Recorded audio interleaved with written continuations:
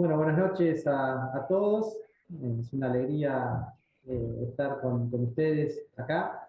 De a poquito se van sumando todas las personas que querían conocer un poco más sobre la historia del negro Manuel, este esclavo de la Virgen, conocer un poco su leyenda y sobre todo la realidad histórica del negro Manuel y todo lo que está sucediendo también con la causa del negro Manuel. Junto con nosotros lo tenemos al padre Guillermo Durán, que es postulador de la casa, postulador de la causa, y un amigo de la casa, alguien que si sabe, es una de las personas que más sabe en Argentina de la historia de Manuel y de la historia de la Virgen de Luján, de la historia del padre Salver también, personajes tan importantes para nosotros. Así que sabemos que no va a ser, Guillermo, primero una alegría y gracias por sumarte a esta iniciativa del santuario. La gente ahí nos está viendo y es lindo y sabemos que no va a ser solo esta presentación, sino que tendremos también en otras cosas, porque en este camino que estamos haciendo de los 400 años hacia el milagro de la Virgen de Luján, una de las cosas que fueron ya saliendo de la gente es un poco conocer más sobre la historia de Manuel, la historia de la Virgen, la historia del padre Salver, Ana de Matos, grandes personajes que hacen a nuestra memoria, ¿no?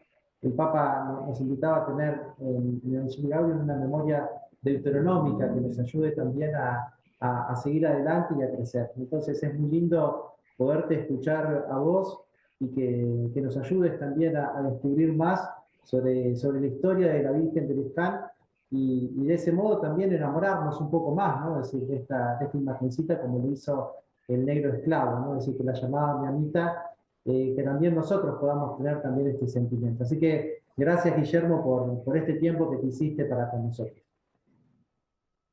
Bueno, muchas gracias, Lucas, rector de la Basílica, y Sebastián, que nos hace soporte en esta transmisión. Muchas gracias por invitarme. Bueno, yo comienzo con compartir con todos los que nos escuchan dos o tres recuerdos personales para que entiendan por qué yo me he preocupado tanto de difundir la devoción a la Virgen de Luján, luego el negro Manuel y después el padre Salver.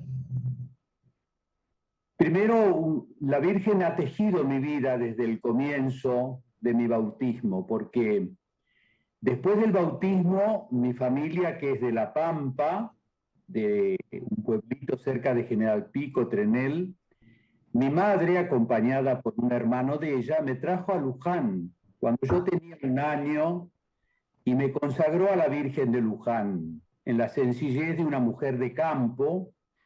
Recuerdo siempre que ella contaba que en esa escena de Luján le trajo a la Virgen sus trenzas. Se ve que ella tenía una promesa y se cortó las trenzas y se la trajo a la Virgen como ofrenda y también al hijo.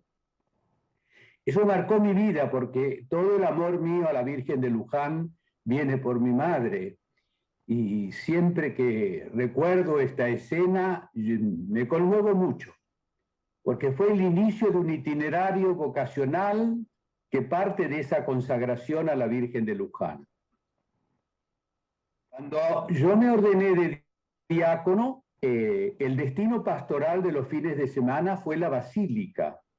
Así que estuve como diácono en la Basílica en el año 1972, cuando la Basílica estaba a cargo, en cuanto a lo pastoral, de los padres vicentinos, con los cuales yo tejí una amistad profundísima con ellos, y toda la iniciativa por reconstruir la historia de la Virgen, el negro y el padre Salver provino de ese contacto personal con los padres lazaristas y con el padre Juan Presas, de que yo me considero discípulo. Ordenado sacerdote, estuve en la Basílica colaborando los fines de semana, viernes, sábado y domingo, durante 3 años, mientras yo hacía la licenciatura en la Universidad Católica Argentina. Así que mi vida está tejida en el santuario, desde niño y después desde mi ordenación sacerdotal. Así que se imaginan que para mí esto es parte de mi vida, el compartirlo también con ustedes. Bueno, vamos a comenzar. Le vamos a decir entonces a Sebastián que comience a abrir ya el Power que nos va a acompañar, que tiene como finalidad una aproximación histórica a la figura del negro Manuel. Lo que yo quiero es eso, que ustedes se aproximen a la figura histórica del negro Manuel y el negro Manuel deje de ser un mito, como muchos suponen, y pase a ser una realidad histórica enmarcada en el Río de la Plata en el siglo XVII, en la segunda mitad del siglo XVII. Esa es la finalidad de nuestro encuentro, aproximarlos al negro Manuel. ¿Cómo nos podemos aproximar a la figura del negro Manuel? La siguiente placa nos lo indica. El negro Manuel constituye una figura emblemática dentro de la tradición religiosa relacionada con la Virgen de Luján, por ser un testigo cualificado del milagro de la detención de la carreta ocurrida allá por el mes de mayo de 1630. Me detengo en este detalle, allá por el mes de mayo de 1630. Hasta la época del padre Salver, o sea, la última década del siglo XIX, la fiesta de la Virgen de Luján se celebraba, como era una Inmaculada Concepción, el 8 de diciembre. El padre Salver tomó la iniciativa de que la Virgen de Luján tuviera una fecha propia. Y esa fecha es la más próxima a esto que indiqué recién. El milagro debe haber ocurrido en la primera quincena de mayo de 1630. Y por eso se fija el 8 de mayo como fiesta propia de la Virgen de Luján. O sea, hay dos grandes fiestas en Luján. La fiesta de la Inmaculada Concepción el 8 de diciembre y la fiesta de la Virgen de Luján, también Inmaculada Concepción, en el mes de mayo. Manuel llegó al Río de la Plata como parte de un lote de esclavos africanos proveniente de Pernambuco, Brasil, para ser comercializados en Buenos Aires. Era originario del África continental atlántica. Esto es muy importante. El lugar preciso del nacimiento, crianza y cautiverio del negro Manuel es Costa de los Ríos, en Guinea Superior. El negro no es de Angola, ni el negro proviene del archipiélago de Cabo Verde, sino de Costa de los Ríos. Lo vamos a ver dentro de poco en mapas, y ahí nos vamos a ubicar. Al recibir el bautismo, no sabemos dónde recibió el bautismo él, si lo recibió en el África antes de que lo embarcaran, lo recibió en Pernambuco, pero el nombre Manuel da a entender que estuvo bautizado y le pusieron ese nombre, Manuel.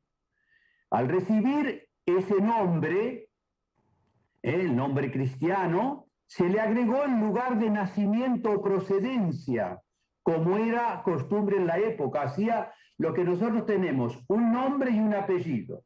¿Cuál es el nombre del negro Manuel? Manuel. ¿Y cuál es el apellido? Costa de los Ríos, por el lugar de procedencia. Así que también tenemos que acostumbrarnos a nombrar a Manuel como Manuel Costa de los Ríos, no simplemente con el genérico el negro Manuel. Tenemos que darle más identidad propia al negro. Había muchos negros Manueles, pero este es el Manuel Costa de los Ríos, esclavo de la Virgen de Luján. Por eso en el acta de venta a favor de la Sagrada Imagen se lo reconoce como Manuel Costa de los Ríos o Cabo Verde, para indicar la península. Y diferenciar la península del archipiélago de Cabo Verde. Por ser guineo, esto es importante, el negro Manuel es guineo, no angoleño, es guineo, hablaba, además de la lengua propia tribal, el portugués y con el tiempo el castellano. Condición de origen que hacía que este tipo de esclavos bilingües fueran sumamente valorados por los potenciales compradores. Facilitaba de inmediato la comunicación entre el amo y el esclavo. Continuamos. Por eso él se va a reconocer siempre entonces como esclavo de la Virgen.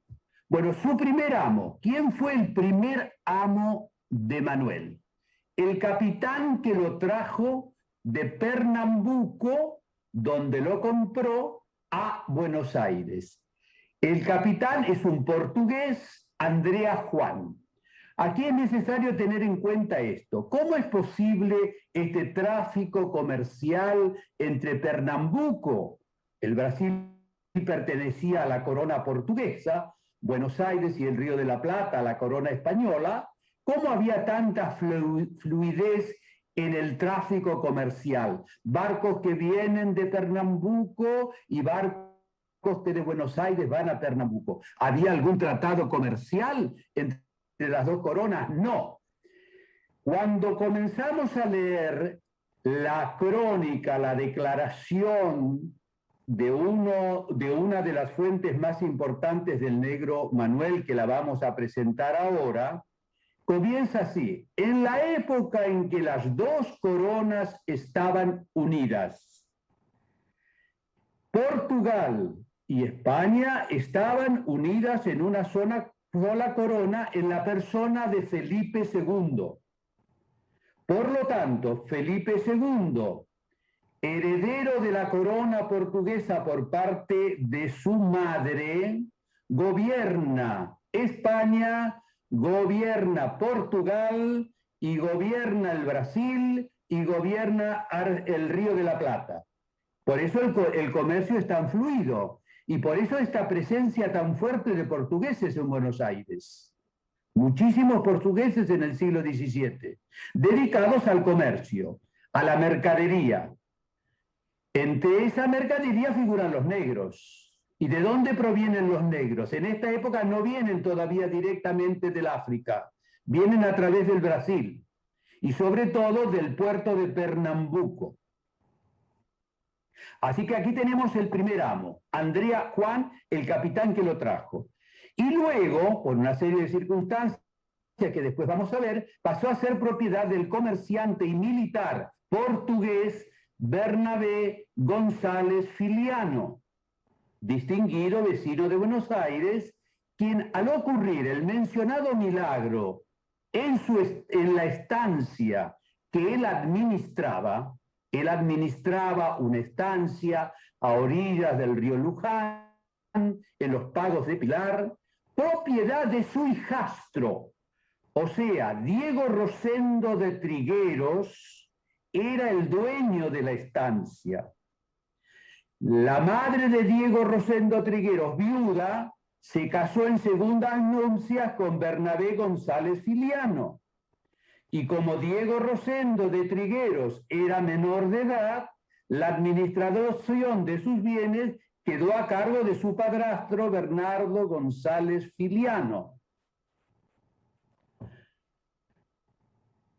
Y lo dedicó al negro, él lo dedica al negro a cuidar la sagrada imagen en el primer oratorio dedicado a su veneración.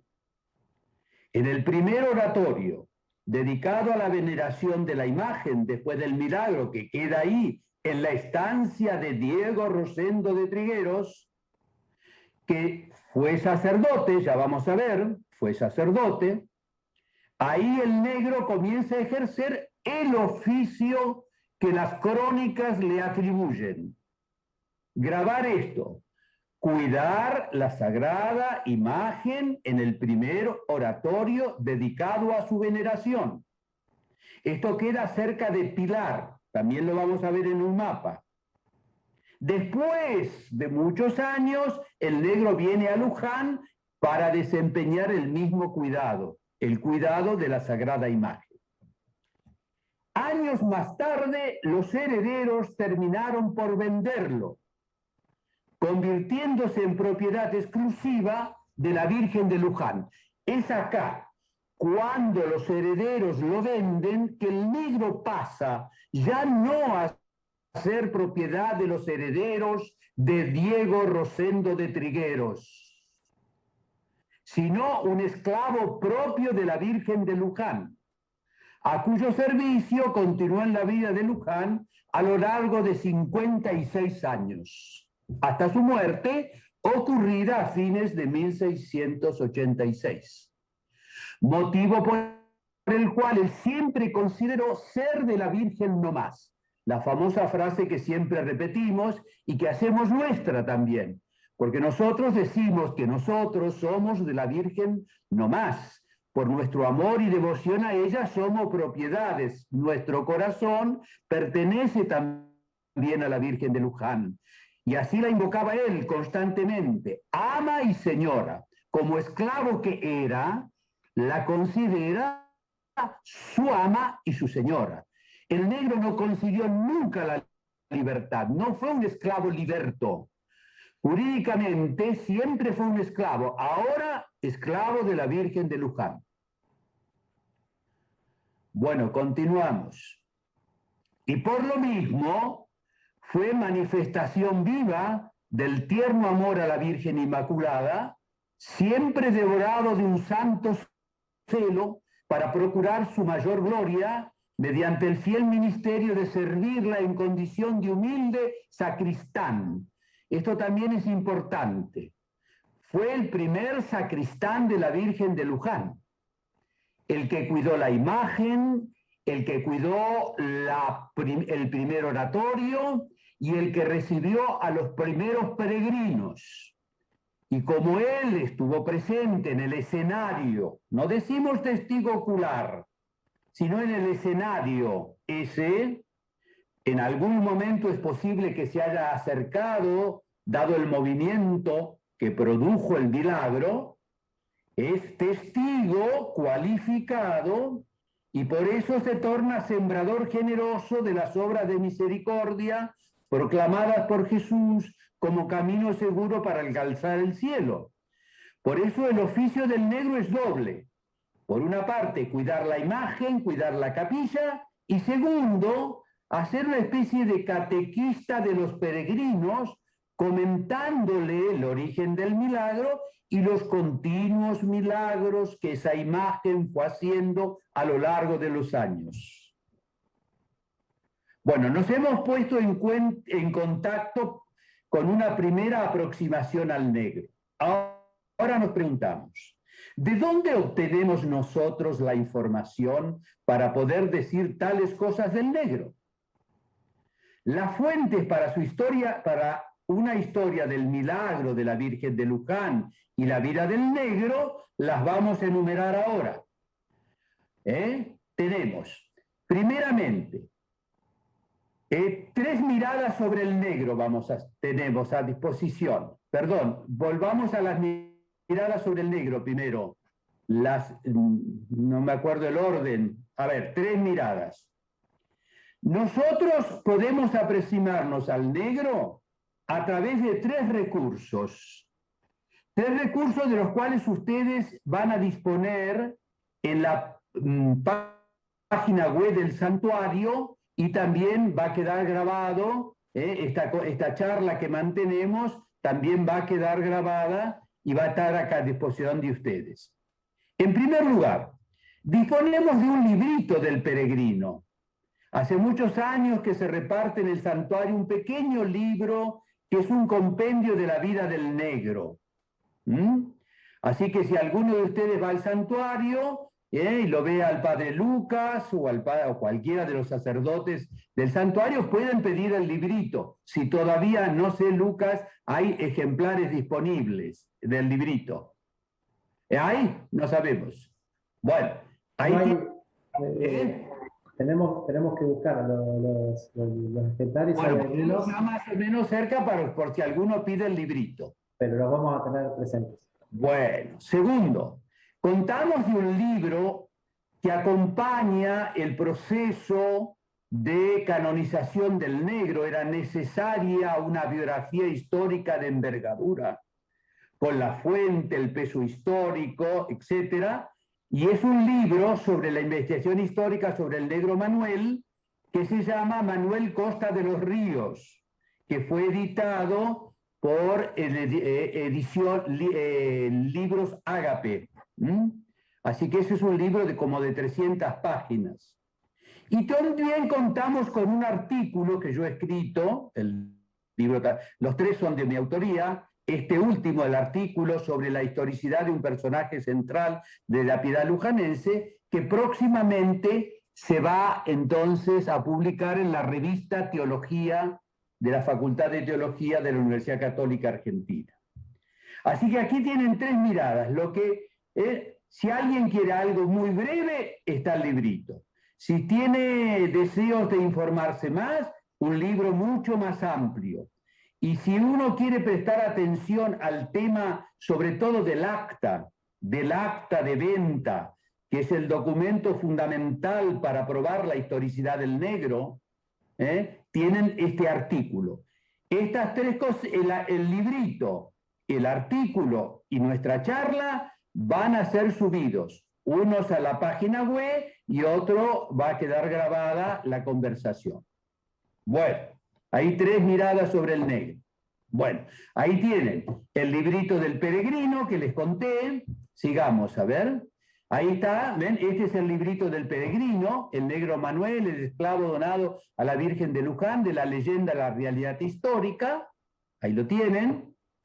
Después tenemos el libro, no podemos mostrarlo. ¿Tenemos el libro? El libro, no. Ustedes, como se hace una charla doméstica, yo me levanto y voy a buscar mi libro. Lo tengo acá, Guillermo, lo tengo acá en la mano. A ver, ¿y cómo lo mostramos? A ver cómo lo mostramos. Pero si no, ¿vos lo podés mostrar? Ahí va, vemos si se va con el imagen, pero acá está. El libro, ese es el libro. Muy bien, ahí tienen el libro. Para quien quiera tener más información. Muy bien. Volvamos ahora a las fuentes. ¿De dónde se toma la información? O sea, lo del librito pequeño, lo del libro grande, el artículo, ¿de dónde se nutre la información? A ver, tenemos que volver. A ver, acá está. A ver, acá está. La historia de la Virgen de Luján y del negro Manuel llega a nosotros a través de dos crónicas antiguas, muy distantes del hecho del milagro. No son crónicas contemporáneas a la detención de la carreta, que es 1630. La primera relación sobre la Virgen de Luján es del año 1737. Casi hay 100 años de diferencia. Y el autor es Fray Pedro Nolasco de Santa María. En el libro grande del negro Manuel que recién le mostramos, en el apéndice está la relación de Fray Pedro Nolasco de Santa María. ¿Cuál es el contexto de esa relación? La Virgen de Luján ya ha sido trasladada de la estancia del milagro a Luján. Se han ido sucediendo milagros tras milagros. Su devoción ha ido creciendo. Cada vez son más los peregrinos que llegan a su santuario. Entonces es necesario dejar ahí porque me falta la otra presentar. Es necesario certificar la veracidad de esos milagros. ¿Es cierto o no es cierto? ¿Es rumor popular o hay testigos de esos milagros? Interviene porque no había obispo en Buenos Aires, el gobierno del obispado estaba en manos del cabildo eclesiástico, ¿eh? El cabildo eclesiástico delega a un canónigo llamado de los Ríos para que se traslade a Luján y haga un interrogatorio o nombre a alguna persona que haga interrogatorios entre los pobladores para que cuenten, certifiquen si es cierto esto de los milagros. Entre los que testifican está Fray Pedro Nolasco de Santa María. Y lo que él cuenta en la declaración es lo que su familia recibió de sus abuelos. Mi abuelo, mi abuela, mi padre, mi madre, y ese relato nos lleva no al año 1630, pero a una tradición firme, firme. Y eso va a originar, que es importante, el famoso libro de los milagros de la Virgen de Luján. Todas esas declaraciones, que son muchísimas, más declaraciones que se tomaron en Buenos Aires, configuran el libro de los milagros, que lo hemos perdido lamentablemente. Nos falta esa fuente primaria. ¿Por qué? Porque el autor de la segunda crónica, la historia verídica del origen, fundación y progreso del santuario de la Purísima Concepción, el autor, Fray Antonio Oliver, franciscano, y el que lo dio a luz, da luz, esa historia es el presbítero Felipe José Maqueda. Él fue vicario en el santuario, era un sacerdote que había estado muchos años en el santuario. Había recibido muchas gracias de la Virgen de Luján. Y entonces dice, yo debo agradecerle a la Virgen todos sus dones y sus bendiciones. Voy a publicar con agregados la historia de Fray Antonio Oliver, franciscano, que se mantenía en forma manuscrita. Miren, entonces él se traslada a Buenos Aires. Se traslada a Buenos Aires en 1812 para exponer ante el Cabildo de Buenos Aires, eclesiástico, el libro, el contenido, y para certificar la veracidad de lo que va a decir él en el libro, se lleva de Luján el libro de los milagros. Y lamentablemente, el padre Maqueda muere en Buenos Aires y ya no sabemos cuál fue el destino del libro de los milagros. El padre Salver, años después, retoma la tradición del libro de los milagros a través de un nuevo formato, que es el libro de los peregrinos. Y se comenzó a dejar testimonio de las gracias de la Virgen en el libros inmensos que comienzan en la época del padre Salver. Esos libros sí los tenemos, Lucas, y tenemos hasta el libro actual. Si algún peregrino que visita a la Virgen quiere dejar, además del cuadernito, un testimonio dada la importancia de la persona, se lo invita a que firme el libro de la Virgen. Ese libro tiene su origen en aquella iniciativa de recoger testimonio cierto de los milagros de la Virgen en 1737. Todos los santuarios tienen libros de milagros, todos. Nosotros lo perdimos, lamentablemente. ¿A dónde habrá ido a parar después de la muerte del padre Maqueda? Hasta ahora no sabemos. Estas son las dos fuentes primarias, diríamos, que recogen una tradición histórica firme. Muy bien.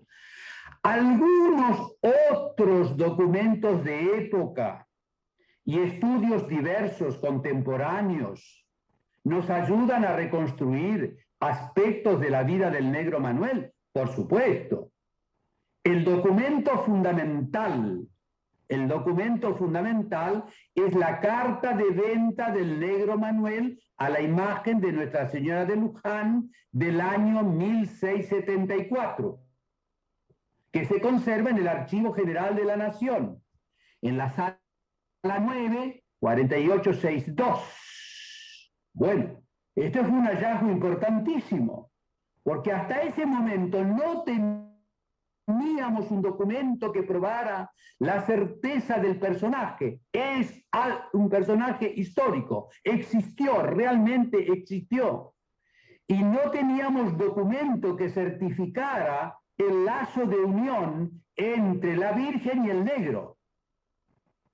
Y muchos suponían de que esto era un mito, una reconstrucción de la memoria colectiva deformada de hechos ocurridos en la segunda mitad del siglo XVII por diversos intereses, no solo religiosos, sino políticos, económicos, etc. Esta es la carta de venta, que en algún momento va a aparecer. Luego tenemos la gran obra, la primera obra de carácter científico que se escribe sobre la historia de la Virgen de Luján, que es la del padre Jorge María Salver, que fue publicada en 2 tomos en 1885. Esta obra está relacionada también con el origen de la basílica. ¿Qué lo decide al padre Jorge María Salver, de la Congregación de la Misión, vicentino o lazarista, a escribir la historia? Un momento aciago en su vida. Misionero en azul, con los indios del cacique Catriel, Monseñor Aneiros, arzobispo de Buenos Aires, le pide a los misioneros si se animan a ir a las tolderías del cacique Manuel Namuncurá, el padre Seferino. Lo digo porque mañana celebramos la memoria litúrgica de Seferino Namuncurá. En la tribu de Don Manuel, el padre Salver corre peligro de muerte por ser considerado espía del gobierno y por ser acusado de traer enfermedades como la viruela. Y es ahí donde el padre Salver, no voy a hablar de toda la trayectoria del padre Salver ahora, se encomienda a la Virgen y le promete 3 cosas. El famoso voto. Lo primero, escribir la historia de la Virgen de Luján.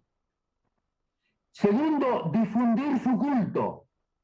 Entonces la historia son los 2 libros, los 2 tomos. Difundir su culto lo llevará a obtener del Papa León XIII la coronación pontificia de la Virgen de Luján en 1887 y la construcción de un templo que es el origen de la basílica de Luján. Y en esa historia el padre Salver le dedica al negro un capítulo donde el negro aparece otra vez, con un soporte historiográfico y con las fuentes que pudo manejar el padre Salver en aquella época, que eran limitadas. Todavía no tuvo acceso al acta, no pudo descubrir el acta. Si lo hubiese descubierto él, ya tendríamos certeza histórica del negro Manuel desde fines del siglo XIX. Luego tenemos la famosa conferencia del doctor Raúl Alejandro Molina, miembro de la Academia Nacional de la Historia. Esta es una conferencia que él pronunció ante los académicos, titulado Leyenda e Historia de la Virgen de Luján, que está publicada en el Boletín de la Academia Nacional de la Historia. Es una conferencia de 1950. Él estaba redactando una obra muy importante que es el Diccionario de los Primitivos Pobladores de Buenos Aires. No se había propuesto nada en función de la Virgen de Luján, pero él, que conocía esta tradición, cuando comienza a hacer sus fichas y va diciendo, descubriendo los personajes, dice, ¿cómo? Son todos los que son invocados dentro de la historia de la Virgen de Luján. Aquí yo compruebo la certeza, Ana de Matos, el otro y Rosén. Bueno, Entonces vamos a ver en un determinado momento de nuestro power, si no se cansan, la declaración del negro, porque si le pedimos ahora a Sebastián que pueda llegar a ese testimonio, no sé si es posible. Por ahí lo dejamos para después. Y por último tenemos a Juan Antonio Presas, que es el historiador moderno de la Virgen de Luján, el famoso libro Estudio Histórico Crítico de 1630 a 1730. Así que miren, estos son un poco los documentos de época y estudios diversos que nos permiten acercarnos en lo posible a la historia del negro y lo que ha permitido entonces poder ofrecerles a ustedes estos 3 recursos bibliográficos. Bueno, continuamos.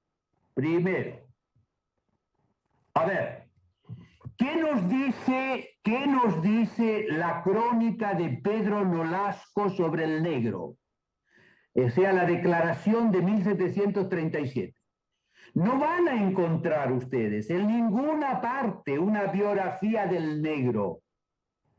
La causa, precisamente, en la biografía histórica, todo indicio lo hemos registrado. Todo indicio. Pero no tenemos una biografía completa, como se hacen las biografías hoy. Lugar de nacimiento, padre, madre, qué era, qué no era, cómo vino. No hay nada. Todo lo reconstruimos de a pedacito, de alusiones, de alguien que dijo algo, nada más, de un documento que hemos encontrado. Miren lo que dice Pedro Nolasco, que es el más cercano al negro. El testimonio más cercano.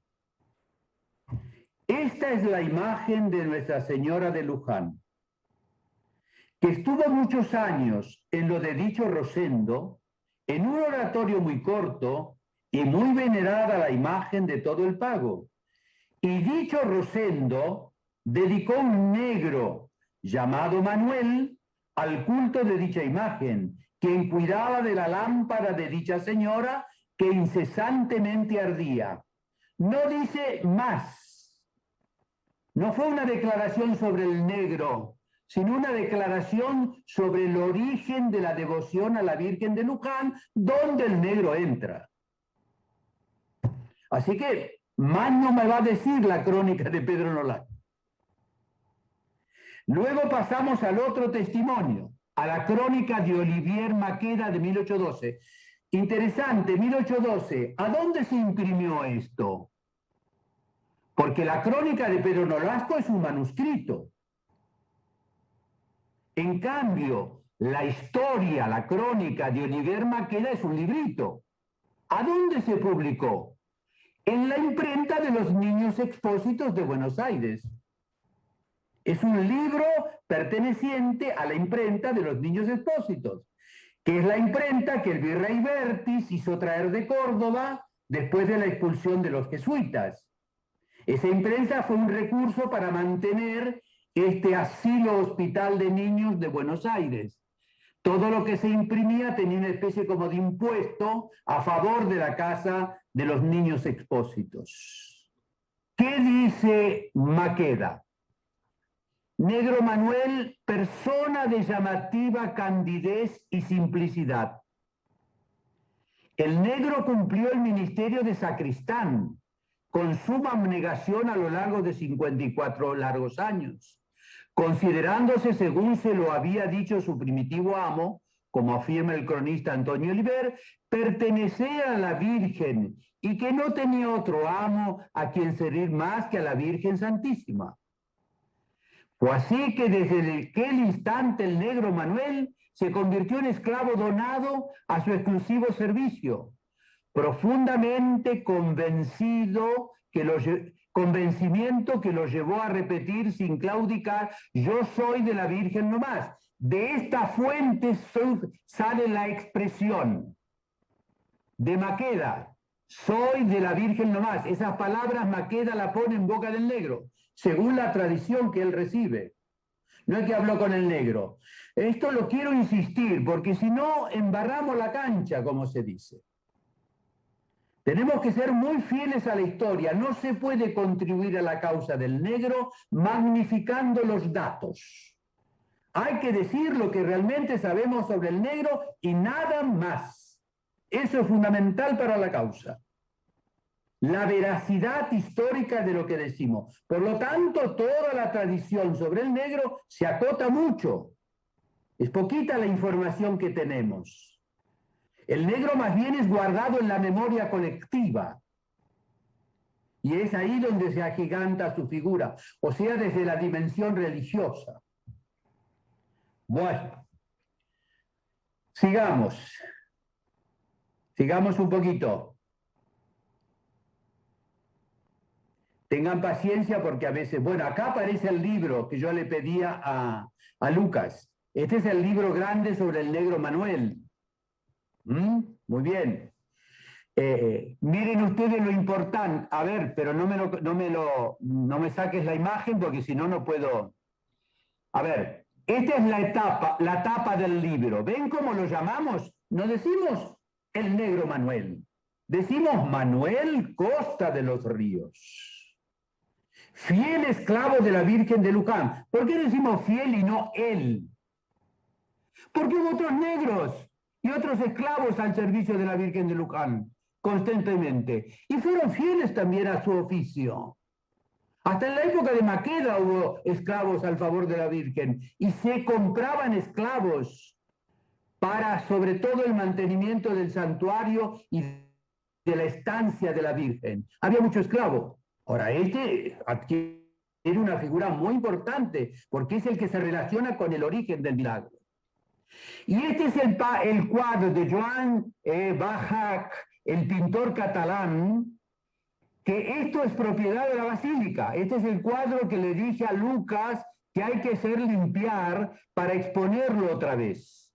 Estaba muy oculto en el Museo de la Virgen, porque este es un cuadro cuya escena la describió el padre Salver para que este pintor catalán entendiera un poquito, recién llegado de España, acá a la Argentina, vino con el encargo de pinturas. Lo trajeron algunas personas que tenían interés que pintar acá.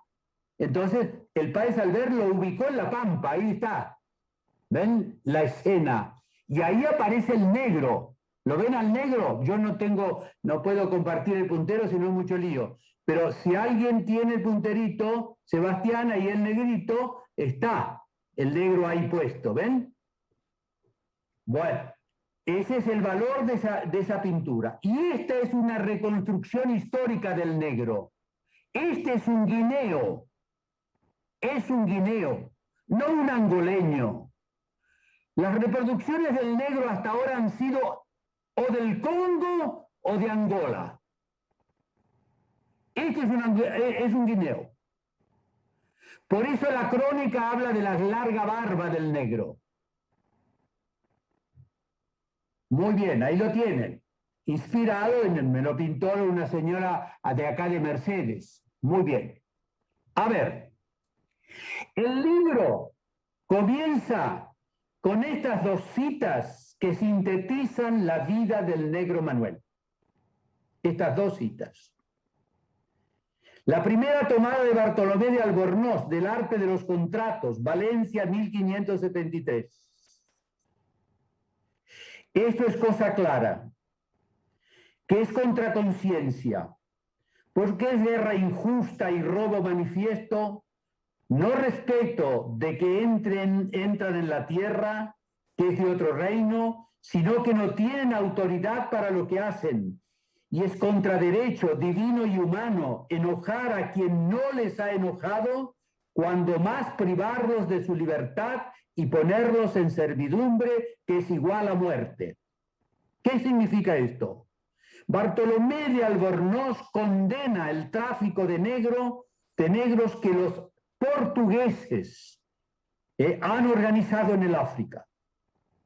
Ese comercio de entrar en otro reino, sacar gente, es contra derecho divino y humano, y es enojar a quien no les ha enojado, cuanto más privarlos de su libertad y ponerlo en servidumbre, que es igual a muerte.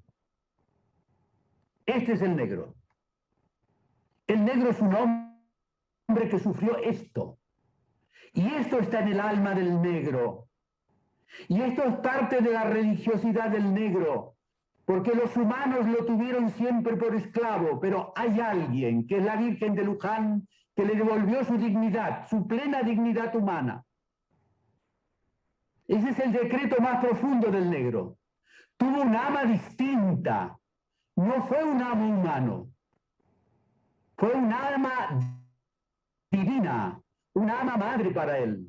Esto lo percibió su corazón. Y esto es lo que lo motiva a dedicarse a la Virgen, con el cariño y el afecto con que lo hizo. Y el segundo testimonio está tomado del milagro de la Virgen de Luján de Juan Antonio Presas. Este negro fue en estos tiempos piedra de tropiezo para la historia de Nuestra Señora de Luján. Su presencia ensombrecía su relato, pues su figura tan leal y servicial era considerada un mito.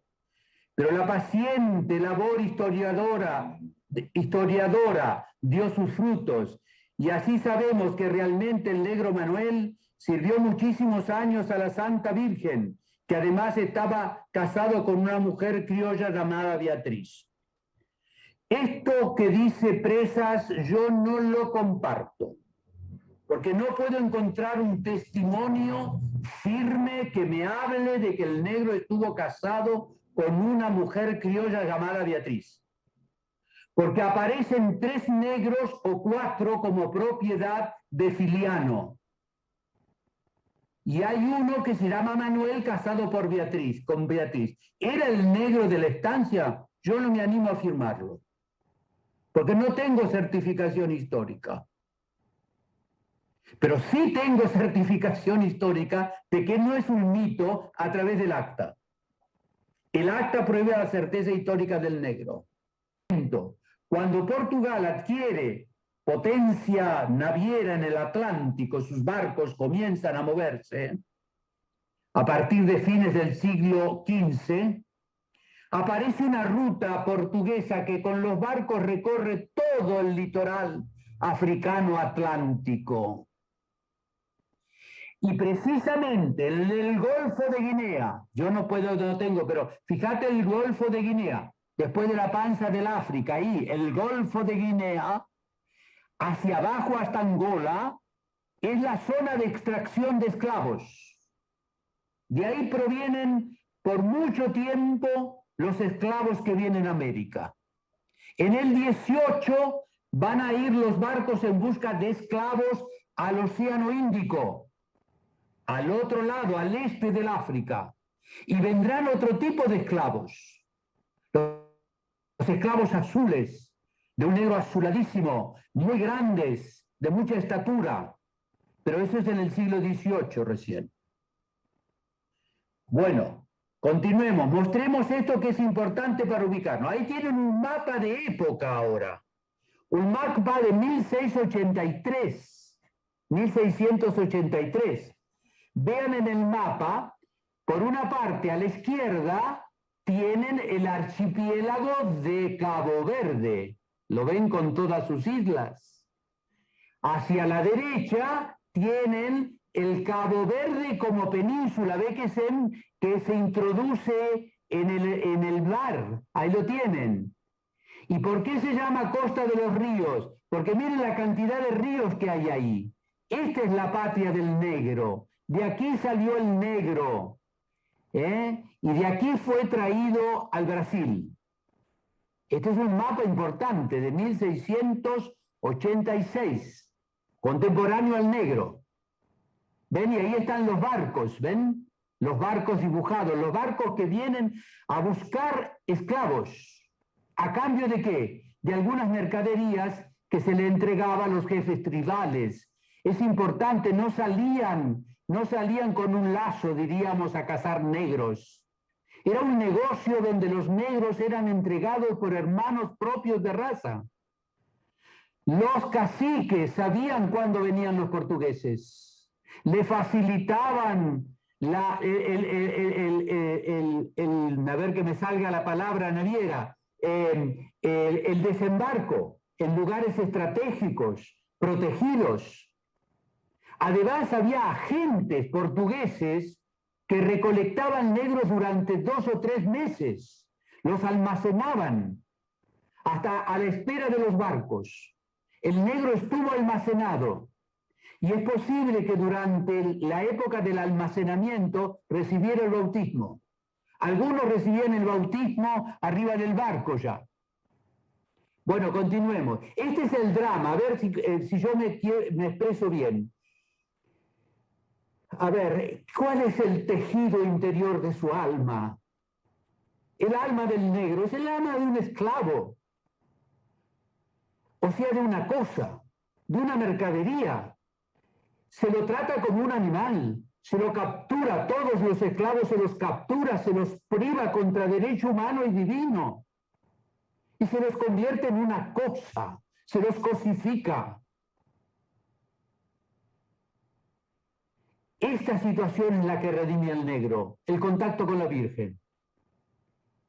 Y de aquí todo su aliento. A ver, no me pases tan rápido, porque si no, no tengo tiempo de... Bueno, aquí tienen, miren. Acá tienen, este es el Golfo de Guinea. Y aquí tienen todo de Senegal, Sierra Leona, Costa de Mina, hasta Cabo López y luego Angola. Es la zona donde se extraen esclavos.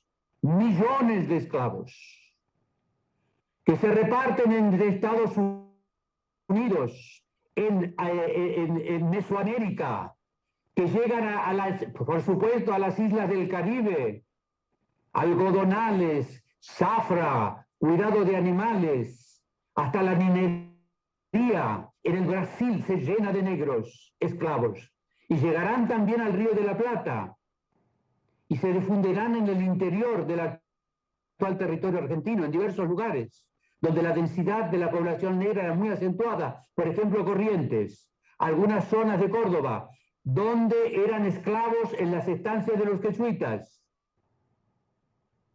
Bueno, continúa, Sebastián. Bueno, ahí tienen los árabes, que fueron los primeros. Esta escena reconstruye, allí los tienen, acollarados para que no se escapen, y quedando muertos, heridos durante el trayecto. Ahí está instrumentado hasta el castigo. Ahí ven a hombres, mujeres, niños. Bueno, sigamos. Ahí los tienen. Así se los captura. Ahí tienen un factor, el portugués, que se encarga de recolectar negros. Ahí tienen un negro armado que entrega a sus hermanos. Estos son los que colaboraron en el tráfico. Ven, ahí tienen una esclava con su hijito. Allá hay otros niños.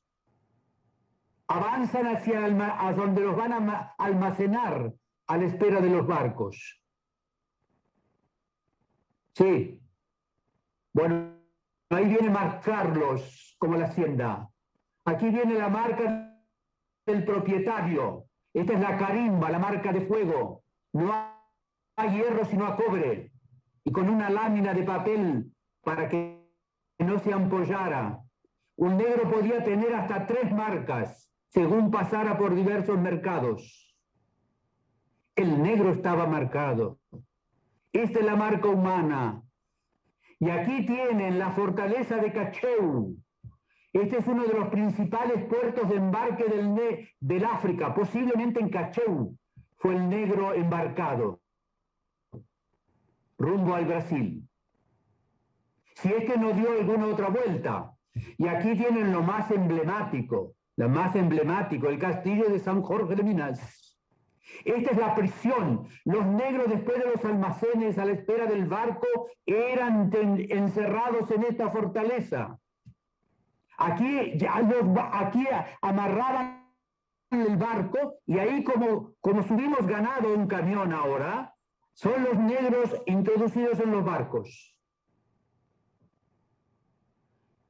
Y aquí tienen otra prisión. Ahí tienen ya, ven esta puerta que está aquí con unas escaleritas, Es la puerta de embarque a la altura del barco, no de estos botes que están, sino del barco negrero. Y de ahí salen. Perdón, fíjate, fíjate, mostrame el texto de la ilustración para que se den cuenta ustedes. No sé por qué no aparece, tiene que aparecer el textito. Recién apareció el texto. No, bueno, ahí tienen el barco, ¿ven? El barco ¿ven? En barco de esclavos. La anterior ilustración tenía también una explicación, que era lo que quería. Ahí está, la isla de Gorée. A ver, ¿se acuerdan el famoso viaje del Papa Juan Pablo II al África? Y en concreto a Guinea. ¿A dónde fue a reparar la memoria histórica el Papa Juan Pablo II? Acá, a Gorée. Ahí está el famoso discurso del Papa Juan Pablo II condenando la esclavitud colonial y toda forma de esclavitud humana. Él entró, habló.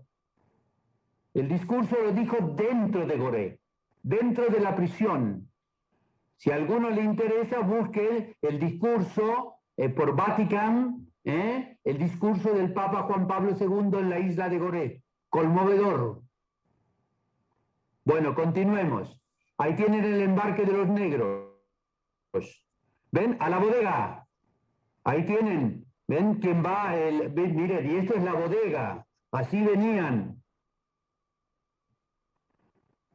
Y ahí tienen todos en bodega, uno al lado de otro encadenado.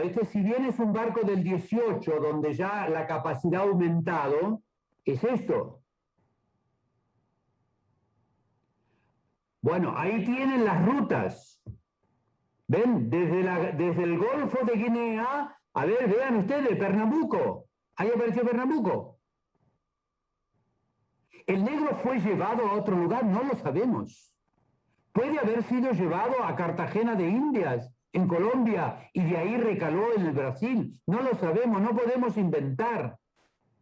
Lo único que sabemos es que vino de Pernambuco. Hasta ahí podemos llegar.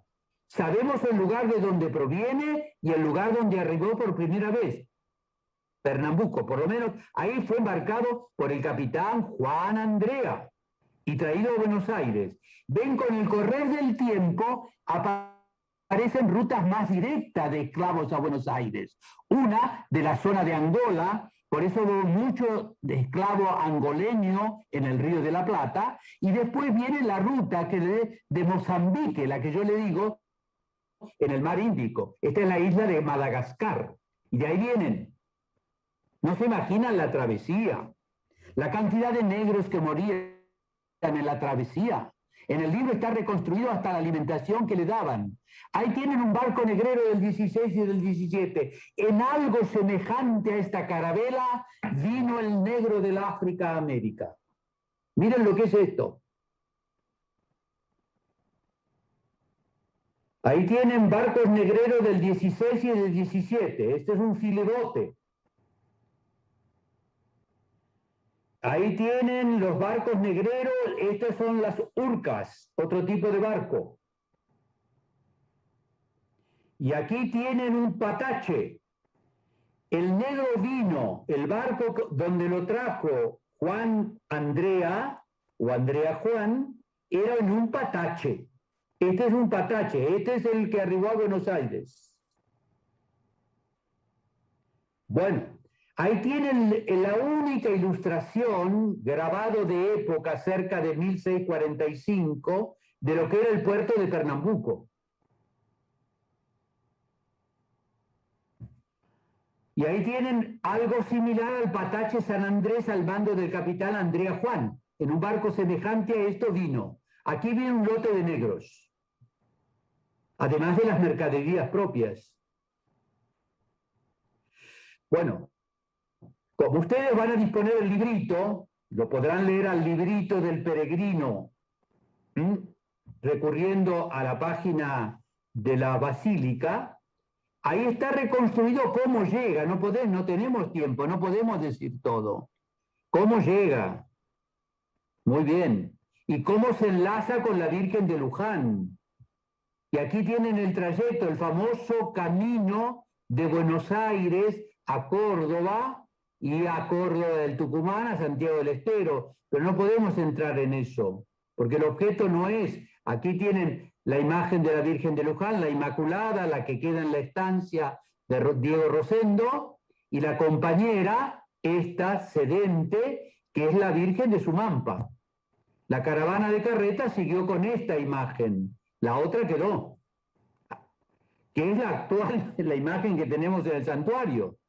Ahí tienen mi amigo el pintor Ramos, que dibuja tan bien, hace una reconstrucción de época del Milagro. Ahí lo tienen. Y ahí lo tienen al negro también. Bueno, sigamos. Y ahí tienen la ubicación Jesús Benditi, y es el que el coautor del libro, Suárez, han hecho una muy buena reconstrucción de las suertes de estancias que de Juan de Garay dio a los primeros pobladores, ¿ven? Y que nos permite, es una toma satelital, nos permite reconocer las suertes, ¿ven? Ahora vamos a ver en la estancia de Rosendo, ¿a dónde está? Este es el río, ¿ven? El río Luján. Acá otro pintor amigo, otro pintor amigo mío, que ya falleció, es el que hizo esta reconstrucción también del Milagro. Sí, sigamos, sigamos. Este es un viejo dibujo que se utilizó muchísimo sobre lo que sería un día de peregrinación en la ermita de Rosendo, que es un grabado. Esta es la primera capilla de 1633, donde ahí la tradición me lo pone. A veces me parece más importante que me detengan las imágenes, que son más sugerentes. ¿Lo ven al negro en la puerta de la capilla? Esta es la tradición de que era un niño. No, el negro llegó con 26 o 27 años acá, 27, 28. Llegó ya adulto, nunca fue un niño. No sé de dónde sacaron esto, pero vio, la memoria a veces se deforma, la memoria colectiva introduce datos que no se pueden comprobar. Pero esta es una reconstrucción aproximada. Y como tampoco, también hay una confusión donde fue el milagro, que en el pago del árbol solo y demás, siempre aparece un árbol. Que ven acá lo ves también, que sería un ombú o un tala, no sé qué. Bueno, continuemos. Estos son peregrinos. Ahí tienen otro dentro de la iconografía, ven, y ahí está el negro, otra vez chiquito. Bueno, continuemos. Bueno. Esta es la imagen, miren la diferencia. A ver, volvamos a la imagen primera. La imagen primera es tal cual la que vino de Brasil, sin vestidos, con colores, con lo que sería el vestido rosa y la capita azul con estrellas. Es esta. De esta imagencita de la Virgen, ¿qué es lo que llama la atención? Es retacona, chiquitita. Lo que llama la atención es la cara y los ojos. Aunque está muy deteriorado su rostro ya ahora con el paso del tiempo, sobre todo en los pómulos, es de una belleza impresionante, de una serenidad, que es lo que impactó a Salver, que arrancó del corazón del padre Salver la expresión: esta perla necesita otro cofre. ¿Y cuál fue el cofre? La basílica. En la época de Salver ya la imagen fue vestida desde el siglo XVII ya, con vestidos a la usanza española que ofrecían los peregrinos. Miren ahora la imagen de la Virgen de Luján, tal cual fue vestida por el padre Salver el día de la coronación. Cuando Monseñor Aneiros depositó sobre la cabeza de la Virgen la corona, la tienen ahí, con la diadema de las 12 estrellas, los diamantes famosos. Y este vestido, que hizo el padre Salver hacer en Francia también, junto con la corona. Y ya tiene la rayera. Se le impuso la rayera para distinguirla, sobre todo, de la imagen de la Virgen de la de Catamarca. No me sale en este momento. Bueno, Nuestra Señora de Luján. Bueno, esto reconstruye un episodio que según la tradición y la narra Maqueda, cuando doña Ana de Matos compra la imagen a los oramas, no podemos entrar ahora por qué los oramas se desprendieron de la imagen. Miren, curiosamente, la madre de Diego Rosendo, casada con González Filiano, tuvo hijos de sus segundas nupcias. Por eso Diego Rosendo, tiene hermanastros. Y entre los hermanastros tiene a Juan Oramas. Los dos fueron sacerdotes.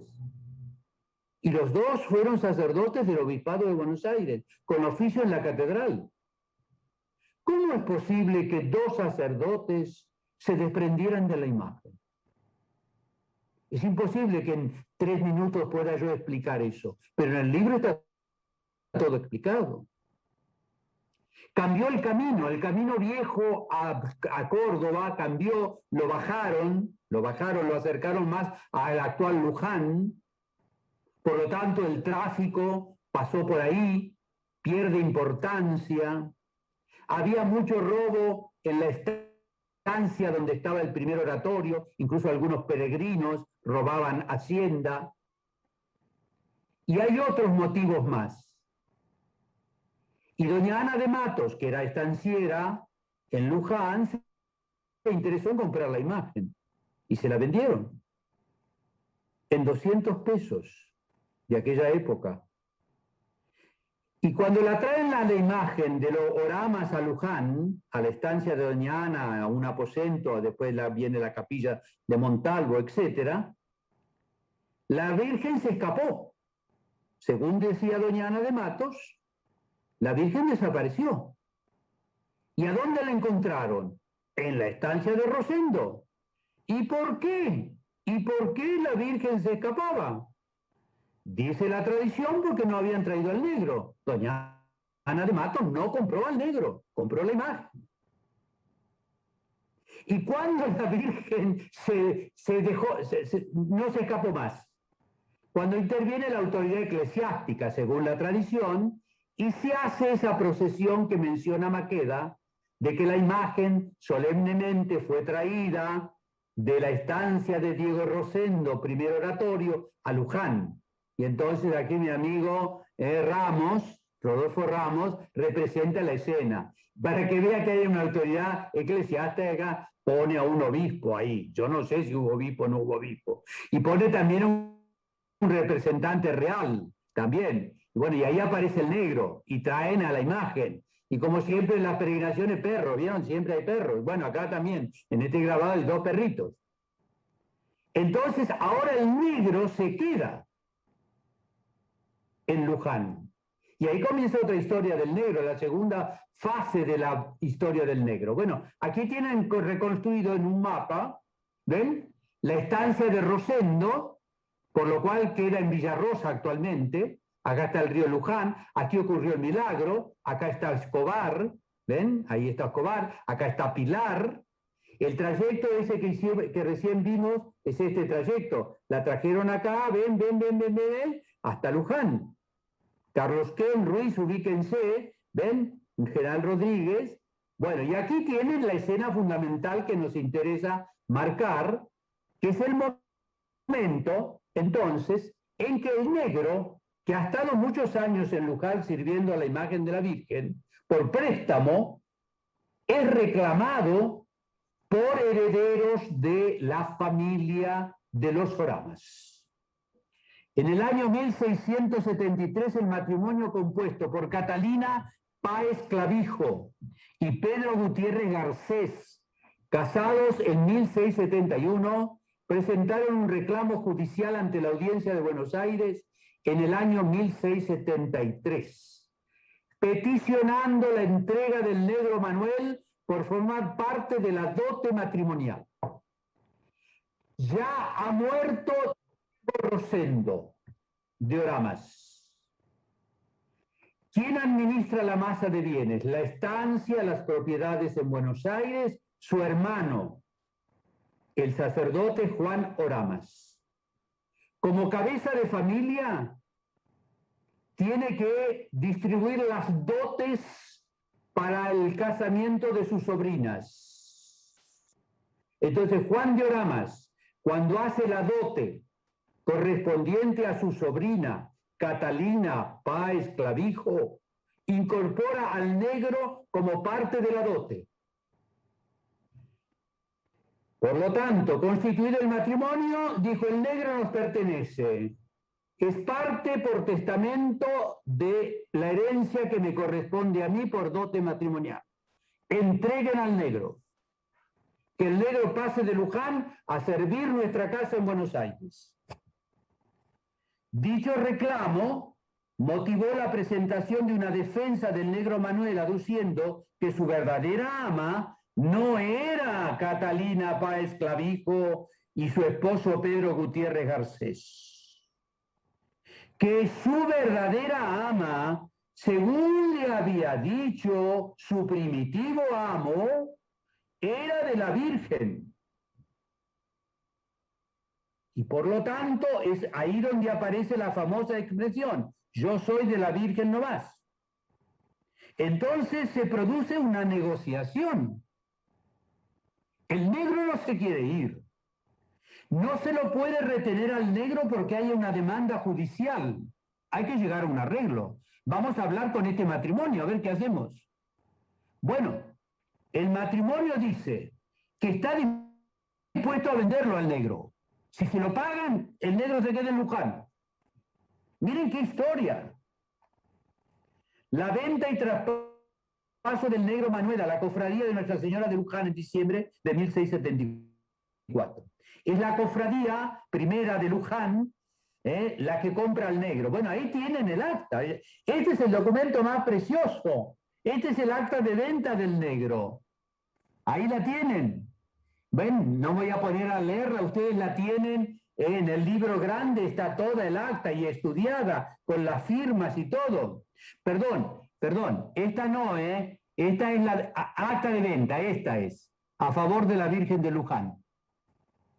Este es el documento fundamental que prueba la historicidad del negro. Después, la otra acta que encontramos es la donación de tierras, porque doña Ana de Mato, para asegurar el sostenimiento del santuario, le regala a la Virgen de Luján una estancia de más o menos 1.800 hectáreas, del otro lado del río Luján, de la banda donde está el cementerio, todo eso hasta Cortines y hasta Pueblo Nuevo era la gran estancia de la Virgen de Luján. Bueno, seguí, y ya vamos terminando, porque si no esto, a ver si tenemos un fragmento. Bueno, acá tienen la famosa capilla de Pedro Montalvo, la primera capilla. Ahí tienen el lugar, el emplazamiento. Acá otra vez mi amigo Jesús Benetti ha reconstruido muy bien el lugar donde estaba la capilla. Aquí está la capilla. Y según la tradición, el negro tiene que estar enterrado acá. A ver, ubiquémonos un poquito para quien conoce Luján. Espérate, vamos a ubicarnos un poquito. A ver, en esta flecha que va para allá, apunteada, a ver, Sebastián, si podés señalar con el cursor. Eso, bueno, ahí vamos a la Basílica. Esta es la calle actual que separa la Basílica de la Manzana, la calle 9 de Julio. Acá en la esquina tenemos la confitería famosa, donde vamos a tomar ahí un café con leche con media luna cuando vamos al santuario. Ahí está, perfecto. Acá tenemos el Hotel La Paz, todo el Hotel La Paz. Acá tenemos una santería. Acá, si ustedes van por la calle San Martín, después de la confitería, después de la santería, van a ver un tapial. Este es un tapial. Y esta es una propiedad en forma de L, ¿ven? Así, que tiene salida acá. Esta es la antigua cochera del Hotel La Paz. Y aquí está la antigua capilla de Montalvo, esa que vimos, reconstruida, y acá tiene que estar enterrado el negro. Ahora, si uno quiere algún tipo de confirmación histórica de todo esto, de la capilla, de los huesos, hay que hacer trabajo de arqueología acá, y muy serio, no cualquiera lo puede hacer. Y me da la impresión de que para poder encontrar algo sustancial habría que demoler la santería, la confitería y esta otra santería. Habría que demolerlo, que quede limpio todo este terreno. Porque este es el lugar donde en el siglo XVIII el obispo Aresti, cuando ya se vio la necesidad de un templo más grande para albergar peregrinos, comenzó la edificación. Entonces lo que ahora se ha encontrado más bien son ladrillos pertenecientes a la iglesia inacabada, no concluida del obispo Aresti. Por eso en la segunda mitad del siglo XVIII, cuando ya era necesario construir algo, se llega a la conclusión de que el nuevo templo hay que correrlo más hacia el río un poquito, ahí en la calle 9 de Julio, y construir en este espacio el famoso templo de Lesica y Torresubi, que es el anterior a la basílica, y que quedó dentro de la basílica, y que en 1904 se demolió para poder techar la basílica. Así que si me preguntan dónde está la sepultura del negro, y tendría que estar acá. Ahora, no hay, porque no era parroquia cuando murió el negro. No era parroquia Buenos Aires, Luján. Por lo tanto, no hay libro de difuntos. Los libros de difuntos son posteriores, son de 1730. Difunto, bautismo, matrimonio, todo eso de 1730 en adelante. Así que del negro tenemos que decir que murió en Luján, según la tradición, y que según la tradición, por el oficio que tenía, seguramente fue sepultado acá. No podemos decir lo mismo del padre Salver. El padre Salver sabemos dónde está sepultado, a los pies del altar de la Milagrosa. Ahí, pero del negro no podemos. Por eso no hay que, hay que ceñirse a lo histórico. La importancia del negro se juega en que es un personaje histórico y la función que él cumplió en relación a la Virgen de Luján. Bueno, si no, deformamos y caemos sí ahí en un mito, en una fábula. Bueno, ahí lo tienen. A ver, fíjate, a ver si podemos, y terminamos con un fragmento del acta. A ver, avancemos un poquito. Acta de venta del negro Manuel. A ver, mové un poquito para que veamos. Bueno, este es el acta. Muy bien. Bueno, ahí está. El contenido consta de 3 partes principales. O sea, si yo hago un estudio notarial como escribano del acta, porque el acta es un instrumento público, hay un protocolo inicial integrado por la notificación y la intitulación, el texto o contexto formado por la disposición y corroboración, y el protocolo final o escatopolo constituido por la datación, la enumeración de los testigos y la validación. Bueno, ahí se analiza, ustedes lo podrán leer después, cada una de estas partes. A ver, vamos un poquito y terminamos con la lectura del... Bueno, aquí tienen reconstruido el cuadro de la familia de Rosendo Trigueros y Oramas. Cómo llega el negro, pobre negro, a los propietarios que lo reclamaron. Ahí tienen reconstruido toda la genealogía. Sigamos. Ven, miren lo que dice la Catalina. Y debajo de ello decimos que por cuanto entre los bienes a mí, la dicha doña Catalina Páez Clavijo, se me dieron en dote, fue un negro nombrado Manuel Costa de los Ríos, que al parecer será de 70 años, que le hubo doña Basilia de Trigueros, mi madre, por herencia del capitán Bernabé González Filiano, y doña Francisca Trigueros, este era el matrimonio, doña Basilia Trigueros y don González Filiano, y doña Francisca de Trigueros, mis abuelos, miren de todo el trayecto del pobre negro, como parece de ciertos recaudos que se presentaron en una demanda que dicho negro Manuel ha intentado seguir sobre si es libre, por razón de que ha estado sin sujeción, asistiendo por nuestra devoción y de nuestro consentimiento al servicio de la capilla y altar de Nuestra Señora de Luján, y reconociendo el poco o ningún fundamento que el dicho negro Manuel tiene para continuar el derecho de la libertad que pretende, a que le habían instado lo intentase algunas personas en perjuicio nuestro, y desistido del caso, han intervenido muchas personas devotas de la dicha imagen de Nuestra Señora de Luján, en que hagamos venta de él para esclavo de dicha imagen. Vean ustedes, doña Catalina y su esposo, sabiendo la función que cumplía del negro, bien le podrían haber otorgado la libertad. No se la otorgaron. Se desprenden de él como esclavo, y como esclavo sigue. El negro nunca ha sido liberto, más que la libertad que le dio la Virgen de Luján. En que hagamos venta de él para esclavo de dicha imagen, en lo cual hemos venido, porque no cese la buena obra y devoción de dicho Manuel, como se experimenta. O sea, dice doña Catalina, nosotros no queremos entorpecer, que siga, pero nos lo compran. Y miren lo que dice ahora. Y poniéndolo en efecto, se efectúa la compra en 250 pesos. Pagaron más el negro que la imagen. En efecto, mostrándose, miren que esto es importante, a ver, no quiero que, porque si no se fabula. La imagen de la Virgen de Luján fue muchos años propiedad de la familia de Diego Rosendo de Oramas, no de la iglesia, sino de una familia en particular. Esa familia se desprende y es a partir de la Virgen en Luján que pasa a ser propiedad de la iglesia. Y con el dinero pasa lo mismo, hay que comprarlo. A ver, vuelvo a esto. Y poniéndolo en efecto, mostrándose parte por la de dicha imagen, el sargento mayor don Juan Cebrián de Velasco, este es integrante de la cofradía, que lo es de este presidio, otorgamos. Miren las palabras solemnes del acta, que vendemos y damos en venta real, no ficticia, real posesión.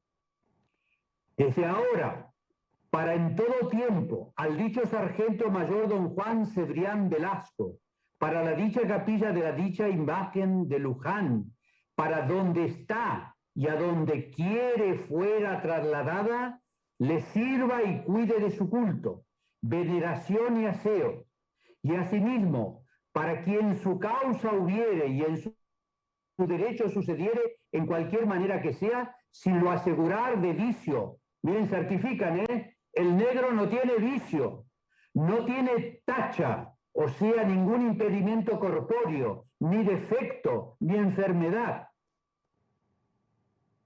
que podría haber disminuido el precio. Está en perfecto estado de salud y es un buen esclavo. Es bueno, no tiene vicios. Más de tan solamente que es nuestro esclavo propio, sujeto a servidumbre y por libre descenso, empeño, obligación o hipoteca. Quiere decir que no, esto quiere decir que la familia no había transado en ningún momento en haber ofrecido al negro en censo, haberlo empeñado o haberlo hipotecado. Miren, necesito dinero, no tengo para pagarle, le ofrezco este esclavo y cuando quiere me lo reclama. No, no hay nada, está limpio el negro. Y otra enajenación especial y general que no lo tiene, en precio y cuantía de 250 pesos corrientes, de a 8 reales. Se puso, ahí don Juan Cebrián de Velasco, puso real sobre real, que el dicho sargento mayor don Juan Cebrián de Velasco nos da ahora. Ahí fue la transacción en el acto. de presente en reales de contado, por mano de mí el susodicho de que dimos fe. Bueno, esta es la acta famosa. Y algunas conclusiones finales y nos vamos. Vamos por la hora, vamos bien, dijimos una hora, bueno, a ver, el acta de venta que terminamos de analizar no solo prueba fehacientemente la historicidad del negro Manuel, sino que viene también a aclarar otra cuestión que pertenecía todavía en penumbras. Dentro de la tradición oral lujanense, algunas voces han interpretado la compra del negro en el sentido de que desde ese momento fue considerado de hecho liberto, al servicio de la Santa Imagen. Afirmación que debe ser rectificada, corregida, porque a tenor del contrato, su esclavitud recibió confirmación legal, cambiándose solo la titularidad del propietario. De Catalina Páez de Clavijo a la Santa Imagen. Esta es una historia sintética. La obtención de la libertad de los esclavos estaba prevista por el derecho y su otorgación era una costumbre extendida. Muchos amos a esclavos fieles le dieron la libertad. Por general, por dos razones contribuyen a alcanzarla. La manutención por gracia o compra. Ellos mismos podían ahorrar por los pobres esclavos hasta comprarse a sí mismos, pagarle al dueño lo que valían para que les diera la libertad, o por compra. La graciosa por voluntad del amo, expresada mediante testamento, carta de libertad, que se llama ahorraría, o declaración ante la autoridad competente, y la de compra alcanzada por el propio esclavo, que contaba con los fondos económicos suficientes para peticionarla. Esto no se verificó en el negro, ninguna de las dos posibilidades. También se sumaban otras como casamiento con persona libre, etc. Bueno, después lo terminan leyendo ustedes. No sé, Sebastián, si podemos ir al juicio y con esto terminamos. Ahí lo tienen una escena de la muerte reconstruida, que lo atiende el padre Montalvo, el día que muere el negro. Sí. No, pensé que figuraba la declaración del doctor Molina, pero no la tenemos. Está al final, bueno, eso lo pueden ver, que es toda una autoridad. Bueno, yo los invito, hasta ahora más no, porque si no vamos a estar eternos. Ha sido una aproximación a la figura del negro, espero que los haya satisfecho. Ya saben que pueden seguir teniendo noticias sobre el negro, sobre las posibilidades que le da la Basílica, la página web y el canal YouTube, que va a quedar grabado esto que hemos dicho esta noche. Bueno, mira. Sí.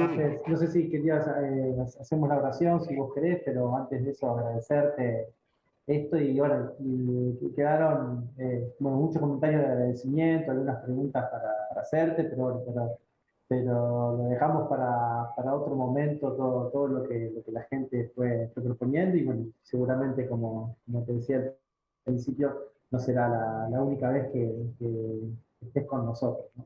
Es más, nos están escribiendo de Pernambuco, que nos están viendo desde allá, desde Brasil. Ah, mira. Una alegría y gracias por presentarnos esta imagen del negro tan especial y tan particular. A mí me llama mucho la atención esto de que el negro, siendo todavía esclavo, se siente libre por la Virgen. ¿No? Creo que es un sentimiento de tantos peregrinos que vienen acá a Luján y que también tienen esta particularidad, ¿no? Es decir, de traer tantas cosas, pero estando con la Virgen uno siempre se siente liberado.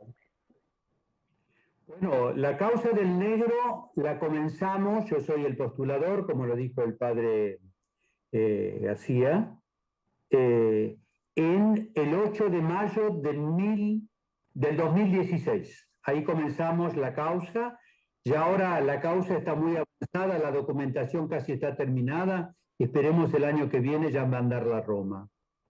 Pero yo le quiero decir que lo más importante en la causa es la oración. Rezar y rezar para que se produzca algún milagro.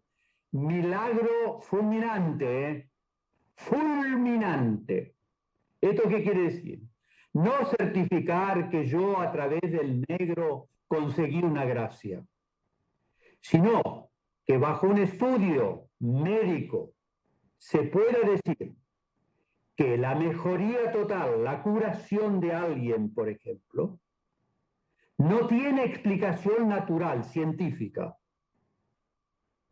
Entonces son esos milagros, ¡brum! Eso es lo que nos falta.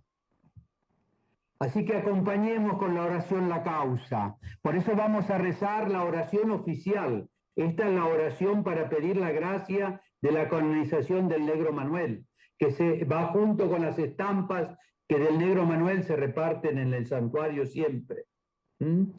Pidamos a que nuestro compromiso al haber participado de este encuentro sea eso. Voy a rezar más por la causa del negro. Y para que el negro nos alcance un milagro que compruebe que está en el cielo, evidentemente está, y está gozando de la vida eterna, de lo que llamamos la bienaventuranza del Señor. Por eso yo los invito a que recemos con piedad, con devoción, con agradecimiento juntos esta oración. En el nombre del Padre, del Hijo y del Espíritu Santo. Amén. Dios providente y misericordioso, que infundiste en el corazón de tu siervo el Negro Manuel, esclavo proveniente de África, un humilde y tierno amor a la Virgen María, bajo la advocación de Nuestra Señora de Luján, convirtiéndolo en testigo del milagro, en fiel custodio de su sagrada imagen y piadoso difusor de su culto, te pedimos que para alegría de tu pueblo peregrino en la Argentina, sea glorificado junto con tus santos, por Jesucristo nuestro Señor. Amén. Y ahora le pedimos al Padre Lucas que desde el Santuario de la Virgen nos despida con una bendición que nos reconforte y en este tiempo de pandemia tan particular nos dé alegría en el corazón, fortaleza, ánimo para seguir la peregrinación hasta el encuentro final en el cielo y que podamos abrazarlo al Negro Manuel, que nos podamos encontrar con él un día en el cielo y demostrarle todo nuestro agradecimiento. Gracias, Guillermo, nuevamente, y le pedimos a la Virgen que nos regale también ese cariño que Manuel tenía por ella, ¿no? Que creo que es muy lindo para nosotros, tener ese mismo sentimiento de encuentro, de amistad, de cercanía con nuestra Madre la Virgen. Así que de acá de Luján le pedimos a nuestra Madre que siempre nos ampare y a nuestro buen Dios que derrame su bendición sobre todas las personas que nos están viendo y sus familias, particularmente los enfermos y los que más necesitan de la protección de la vida. En el nombre del Padre, del Hijo y del Espíritu Santo. Amén. Bueno, Guillermo, gracias. En las redes sociales nos van a poder seguir para las próximas charlas, próximos eventos que tenemos pensado en esta peregrinación que estamos haciendo en torno a los 400 años de la Virgen de Luján. Gracias, Guillermo, por todo tu tiempo. Bueno, muchas gracias a ustedes que han tenido paciencia de escucharme. Acuérdense, como dice el Papa Francisco, de rezar por mí. Una oración a la Virgen. Gracias, bueno, gracias por todo. Adiós, salimos entonces. Vale.